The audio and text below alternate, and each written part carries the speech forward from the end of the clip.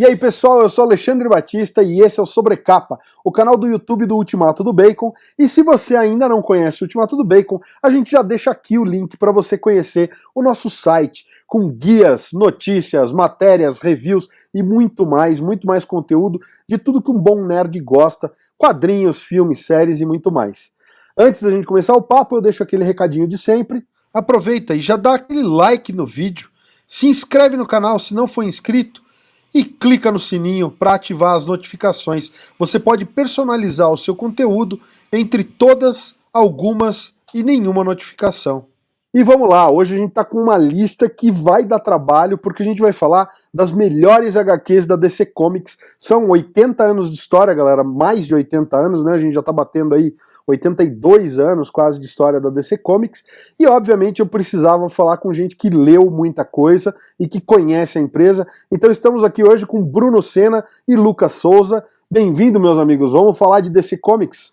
Grande Alexandre, prazerzaço estar aí contigo mais uma vez para falar de um dos nossos assuntos favoritos, cara, DC Comics. Tem muita coisa para falar, já aviso que a galera vai se irritar, porque é muita coisa, então vai ter uma HQ que vai ficar de fora, vai ter alguma coisa, mas no final o Alexandre vai mostrar a nossa lista que tá completinha lá no site, a gente vai pinçar algumas para vocês aqui, né, mas calma, não se irrite, pequeno nerd, porque tá tudo lá no site com tranquilidade. Então vamos lá, para começar eu vou deixar o nosso convidado aí, Bruno. Qual é a sua HQ preferida das HQs da DC Comics que você já leu na sua vida, cara? Cara, eu vou falar uma que até pode ser meio controversa para muita gente, mas a que eu mais gosto, assim, que eu tenho um apego afetivo muito grande, eu já cansei de discutir com vocês, principalmente com o Lucas, é Odisseia Cósmica. Foi o primeiro grande quadrinho da DC que eu li, assim.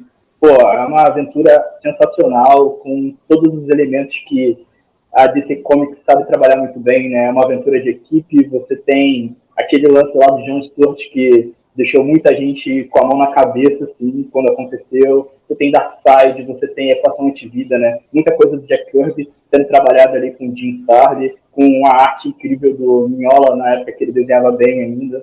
Então, pô, cara, é a minha favorita. Começamos com uma pedida boa, cara. Eu sou fã da Odisseia Cósmica também. É o que você falou, o Mignola ali tá mandando muito. E tem momentos icônicos, né, Lucas? Cara, é uma HQ que ela é realmente fora da curva. O Bruno citou aí, eu acho que é o momento mais lembrado, né, que a cagada que o John Stewart faz lá por conta da arrogância dele, mas eu acho que tem outros momentos legais demais também, cara. Tem toda a parte do Batman nessa HQ, né, que eu acho que ela fica legal. Você fala, cara, o que o Batman vai fazer num cenário desse? Qual é o lugar dele numa HQ desse tamanho? Acho que tem o Super pegando inimigos, né, e aliados, todo mundo com o mesmo nível de poder dele, então também não é uma situação normal. O cara tá acostumado a ser o, entre aspas, né, o salvador da pátria, aqui, cara, que você é mais um, né? Então tem muita coisa diferente que acontece ali na HQ, é uma ótima pedida, acho que realmente é uma HQ sensacional. Eu vou sair das HQs lá, espaciais, e vamos pro pé no chão, cara. Para mim, é um dos trabalhos, uma das maiores duplas das HQs, sem sombra de dúvida, o Wolfman e o Pérez, né? O que eles fazem nos Titãs naquela época é praticamente incomparável. O Jones chegou perto, mas um perto meio longe ainda, porque o que os caras fazem aqui em termos de narrativa é completamente fora da curva. E aqui a gente está falando do Contrato de Judas, né? Provavelmente a história mais icônica da fase deles juntos. Cara, acontece tudo que a gente puder imaginar nessa HQ. É o Robin virando Asa Noturna, é uma Titã se revelando uma traidora, e pra galera que agora a gente tá aqui em 2000 e tanto, né, falando dessa obra, e isso virou meio lugar comum, né, traição, mudar de lado e etc. Mas, cara, a gente tá falando de uma época em que isso não era comum, e a Terra tem uma construção muito grande, né, durante a HQ. Então, quem leu aí a obra minimamente não tendo spoiler, você não percebe essa vindo, né? Aquela porrada que você toma, que você fala assim, peraí, era ela, né? E aí a gente vê todo o plot dela com o Slade, é tudo muito bem feito, né? A dor do Mutano, cara, é uma HQ pra mim incrível, e apesar da gente estar falando dos Titãs, né? A gente não tá falando de uma grande saga envolvendo a Liga da Justiça nem nada do gênero, é uma história que cara, marca demais os leitores e já foi adaptada aí de todas as formas que a gente puder imaginar, então é uma HQ sensacional. Mas você sabe que eu não vou deixar a gente passar pra frente sem você mostrar essa ediçãozinha direito, né, cara? Vou mostrar que aquele momento ostentação, né? Então, a minha ediçãozinha aí autografada, né? Original, cara, é aquele tipo de edição que faço questão de ter aqui em casa, porque para mim é um dos momentos icônicos aí dos quadrinhos, né? Dos comics. Bom demais, cara, bom demais. É o que você falou, o lance da traição da Terra não tem aquele o famoso foreshadowing, né? Não tem antecipação. Porque hoje em dia, se você lê com atenção alguns quadrinhos, você consegue dar uma sacada, esse aqui vai ter alguma coisa obscura. E ali não, né, cara? É realmente a pancada que vem do nada, né? Pois e é louco como é um trabalho de roteiro tão bem feito, que eles fazem você se apegar à personagem primeiro, você gostar dela, da introdução dela, e aí quando você menos espera, vem aquele soco na sua cara com a traição. É muito bem escrito, cara. Bom demais. Eu, obviamente, já vou entrar aqui de sola na minha preferida.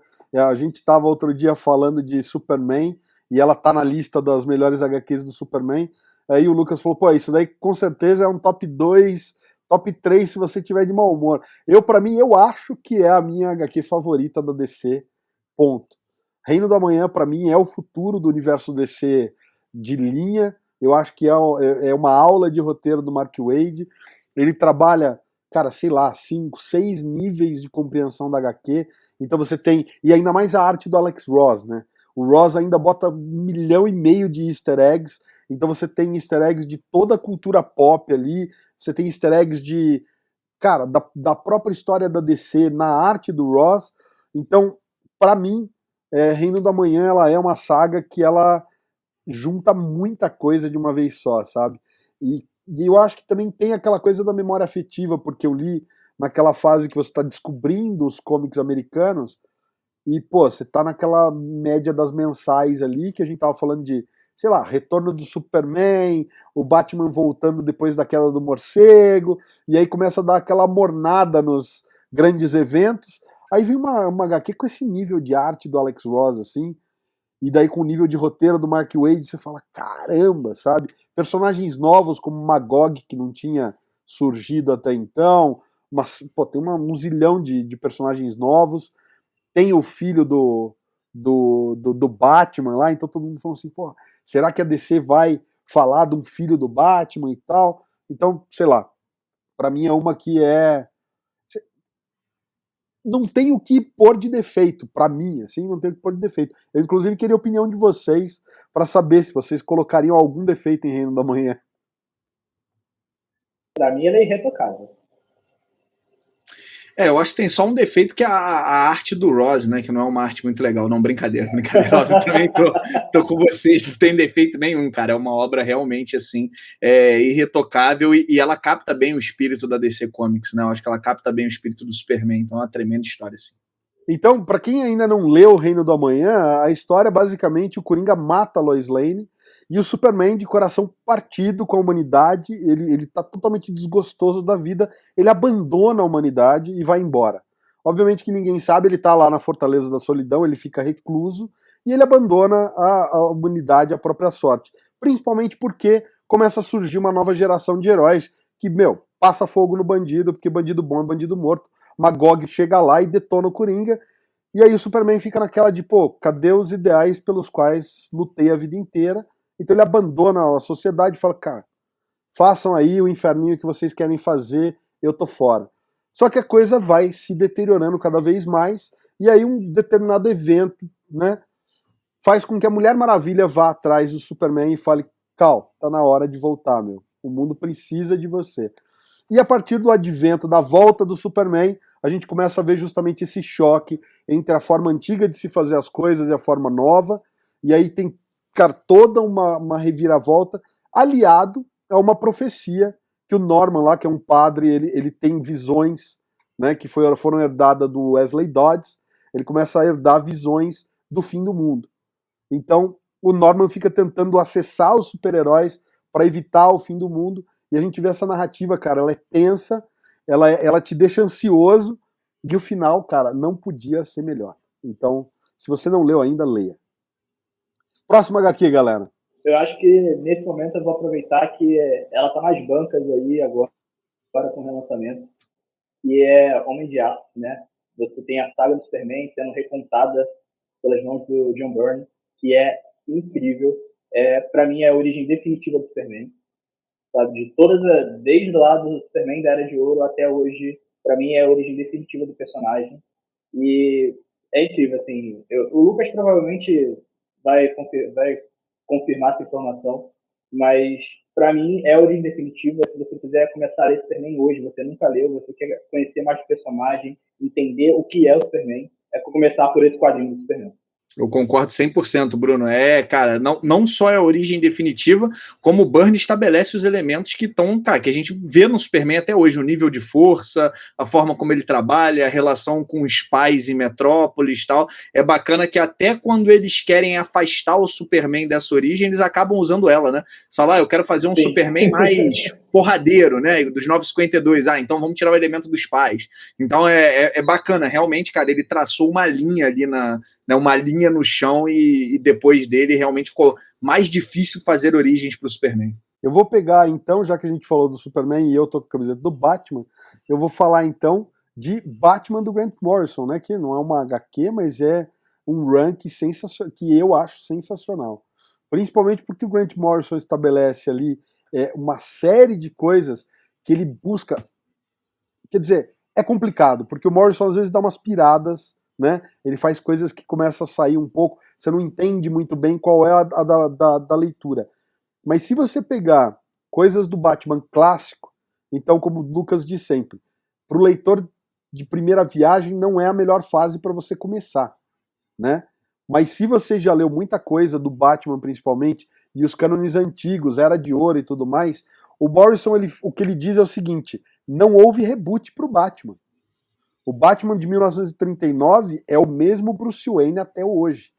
Então o que ele faz? Ele inclui histórias dos anos 50 e 60, ele volta com isso para o cânone, e ele dá aquela maquiada para a história parecer mais, como eu posso dizer, realista. Então você tem aquelas histórias do Batmirim, você tem histórias, por exemplo, do Batman indo para outro planeta e encontrando o Batman do planeta Zurenar e tudo mais. O Morrison ele mistura isso de um jeito para dizer era um experimento psicológico, o Batman estava delirando e essas histórias rolaram na cabeça do Batman porque foi um experimento e tal. E ele encadeia, cara, histórias da Era de Ouro, ele costura tudo isso numa saga nova, mas para mim assim é de tirar o queixo. O trabalho de resgate que ele faz é de um nível impressionante, assim. Fora que a arte é, cara, sensacional. A arte é do J. Williams III, né? E é isso, galera. Recomendo demais, mas, de novo, se você já tá familiarizado com as histórias do Batman. Maravilha. Eu vou virar aqui 180 graus, vamos sair de toda a complexidade e densidade do Morrison para a gente ir para uma HQ simples, tranquila, sem muitos plot twists, mas que eu acho um tremendo ponto de partida para quem quer entender um pouquinho mais a DC Comics, para quem quer ver as nuances da DC Comics. Eu estou falando de Trindade do Matt Wagner, né? Uma HQ, cara, simples, com um roteiro extremamente linear, mas com ar, cara, clássico, que faz você ler cada uma das páginas com um sorriso no rosto, né? A história narra o primeiro grande team-up do Superman, Batman e a Mulher Maravilha. Eles estão enfrentando um grande plot que foi estabelecido pelo Ra's al Ghul, né? Então esse plot que o Ra's al Ghul estabeleceu envolve uma Amazona renegada e envolve ainda um Bizarro, né? Uma das cópias do Superman. Então os heróis precisam entender suas diferenças, aprender a trabalhar juntos para conseguir fazer com que o plano de Ra's al Ghul seja efetivamente destroçado. O que é legal numa HQ que é tão simples, com um roteiro tão linear assim? Cara, é a porta de entrada que ela é para quem não entende bem esses personagens. A forma como ela estabelece a hierarquia e a relação entre o Superman e Batman e a Mulher Maravilha é perfeito, cara. Você vê os contrastes que são dados de Temícera, que são dados de Metrópolis e que são dados de Gotham, obviamente. A gente tem um contraste muito legal e a gente entende um pouco mais o ambiente de cada um daqueles personagens. Tem uma cena em especial que me deixa de queixo caído nessa HQ, que é a cena do Superman chegando na ilha de Temícera, né? Então tá lá o Batman se esgueirou, como é peculiar a ele, né, para entrar na ilha e tal, e o Superman vem voando, sendo anunciado pelos guardiões da ilha, né? Então os seres mitológicos que defendem ali a ilha, eles chegam saudando o Superman e as próprias Amazonas ficam boquiabertas com a entrada triunfante que o Kal-El faz. Cara, é uma HQ, assim, incrível. Eu, ao contrário aí do que o Alexandre falou, é legal até pra gente dar esse contraste, enquanto que o Morrison, a fase dele é uma HQ para quem já tem uma tremenda profundidade de DC, cara, essa é uma HQ que se você nunca leu nada, pode pegar ela que eu tenho certeza que você vai sair mega feliz da leitura. A Trindade é incrível mesmo, porque é isso que você falou, né? Ela é simples, sabe? É uma HQ muito aventuresca, só que a forma, né, como os personagens lidam entre si, como você consegue entender, né, realmente o conceito de trindade na DC Comics, né? Porque a gente se fala muito em trindade, até de uma forma mais simbológica, mas nessa HQ você consegue entender o conceito de trindade, né? A função desses personagens desse universo, é bem legal. Eu tenho uma que com certeza não é para iniciantes, é uma que eu sempre falo, cara, você quer começar a ler DC, você não lê essa, mas se você conhece o universo, conhece os personagens, você precisa ler, se você gosta desse comic, que é Crise nas Infinitas Terras, né? É uma mega saga, é algo até megalomaníaco, mas é usado como chave de ouro para reiniciar o universo desse comic, para reescrever aqueles personagens de uma maneira mais moderna, que hoje para a gente já está até datado, mas na época foi um salto gigantesco nas histórias em quadrinhos, e eu guardo no meu coração, pelo menos uma vez por ano, eu vou lá, dou uma folheadinha, dou uma lida com calma, porque é incrível. O trabalho que foi feito ali é incrível. A minha última vai ser o presente, cara, do Tom King, para falar de uma HQ que é mais recente e que foge de tudo isso que a gente falou até agora. Minha ideia era agora de falar dela, é justamente para fugir, porque ela é uma HQ surtada, cara. Ela é surtada, quer dizer, o Gladiador Dourado quer dar um presente de casamento pro Batman, e aí ele decide voltar no tempo e impedir o assassinato dos pais do Batman, para que ele tivesse a experiência de uma vida feliz com os pais. E obviamente, cara, você mexe com o tempo, dá, né? Não posso falar aqui. Só que da onde o Gladiador teve essa ideia infeliz, né, de fazer uma coisa dessa? Então, é uma HQ que ela explora, já que a gente está falando, né, de quadrinhos com alienígenas, gente que mexe com o tempo, viaja no tempo, por que não ir para as últimas consequências? Então, eu acho sensacional a forma como o Tom King decide explorar isso e como ele trabalha, de fato, o cânone do Batman, de Gotham e de todas as outras coisas que acontecem em volta do Batman, né?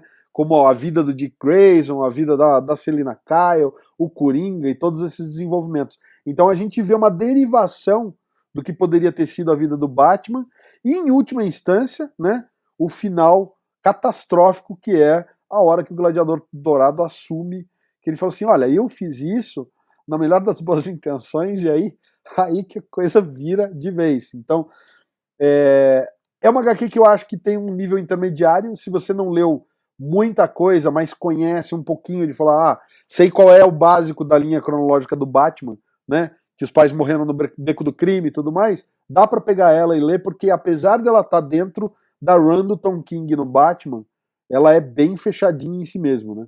Realmente é uma tremenda HQ, cara.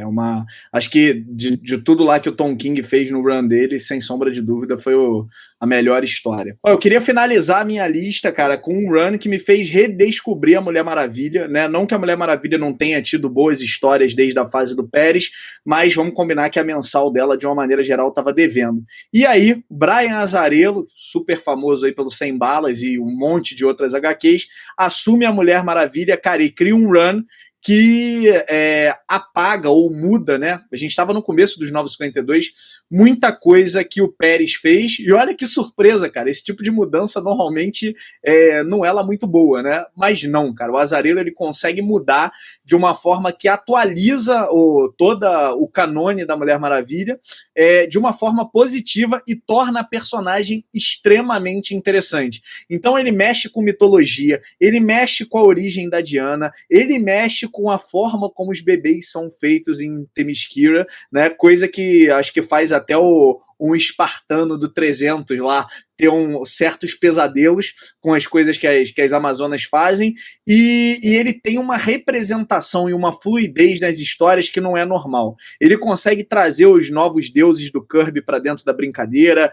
ele representa, acho que foi uma das representações mais legais que eu me lembro de ter visto de Poseidon, que parece um sapo gordo, boi gigantesco, aquático, né? Então é um negócio assim muito bizarro, mas que faz total sentido dentro daquele universo que ele criou. Ele dá um outro significado, ou ele aprofunda a origem do laço da Mulher Maravilha, né? E tudo isso, gente, numa linguagem muito legal e muito atual, né? Então, nunca li nada da Mulher Maravilha, ou li a fase do Pérez e tive uma certa dificuldade com a linguagem, pelo excesso de elemento nas páginas e tal. É natural, o tempo passa, a forma de contar histórias evolui. Cara, essa HQ, na verdade, não, nessa fase do Azzarello, ela é sensacional para quem quer ler Mulher Maravilha, quer se envolver com a personagem e quer uma linguagem realmente mais dos tempos atuais. Então, cara, vale muito, mas vale muito a pena. Eu acho que é importante a gente falar da arte do Cliff Chiang nessa fase, porque